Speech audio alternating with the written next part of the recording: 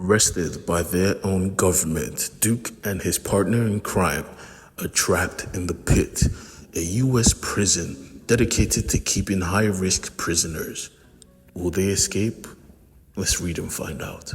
For those of you who are new to my channel, this is the third part series of the new GIJoe run that is taking place in the Image comics, guided and supervised by Robert Kirkman, the creator of Invincible. So sit back, relax, and enjoy my video.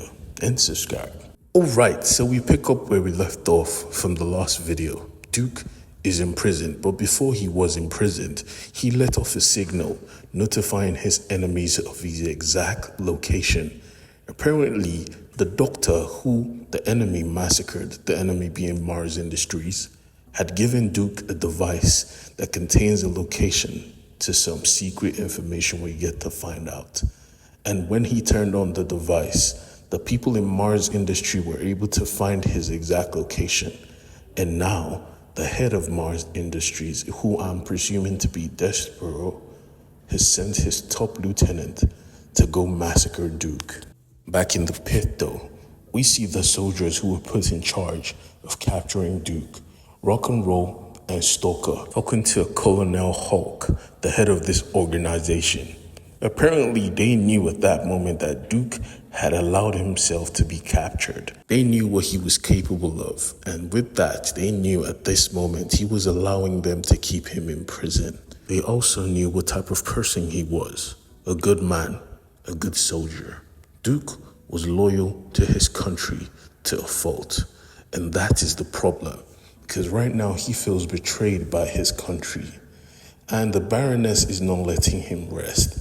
Because right now she's trying to convince him to turn on everything he believes in. But he's just quiet, not giving in to her. It got so bad, even Duke's mate had to tell her to chill out. Duke is angry right now, but he would never turn coat. He loves America. He was made by America, for America. She told him, "Do you know who you're talking to right now?" Implying that she's some type of scary voodoo witch.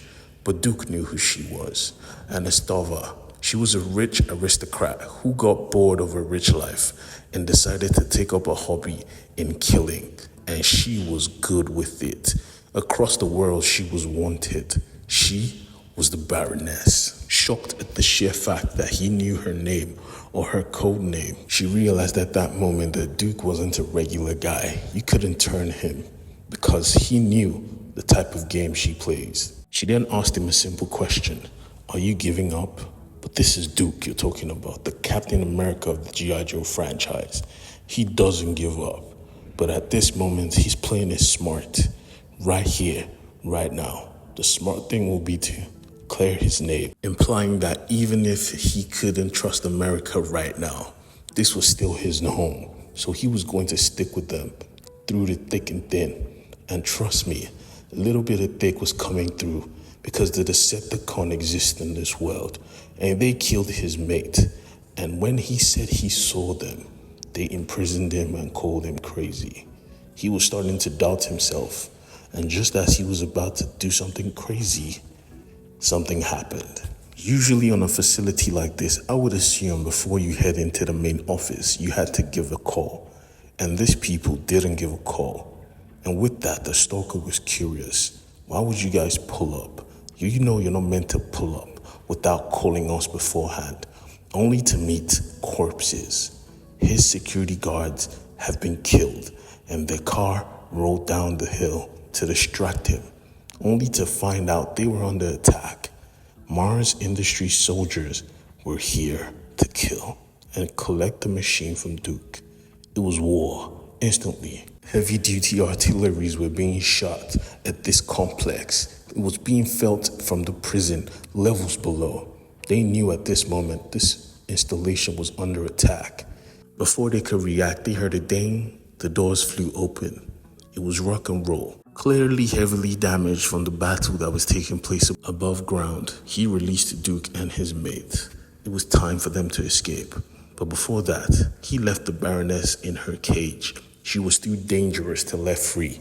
But Duke was a man of honor. Couldn't just leave her here to die. That's not like him. Then boom, Their escape route was blown up. The forces of Mars came pouring in, shooting their guns, but Duke was quick, diving headfirst and picking up the gun their rock and roll dropped, shooting them square in the chest. Marksman skills. At that moment, he forgot logic, deciding, even when everyone else told him to leave her, to release the Baroness. With some shots to the padlock, she was free. He then gave her a pistol to protect herself. Thankful for his help, she went to check for an exit, allowing Duke and his friend to get rock and roll through the rubble. But just before they could free him, wham! Duke is punched at the back of the head by this prick. Duke asked him a simple question. What kind of guy sucker punches another guy at the back of his head? At the back of his head. He tries to punch Duke out, but Duke was quick, dodging. But the thing is, this guy had armor on. So when Duke tried to attack again, his arm started bleeding. He wasn't here to play fair, instantly putting out his gun and shooting Duke in the leg, asking him simply like a sadist, where is the device the doctor gave you? Duke, being the man of action, said, you have to kill me first before I tell you anything.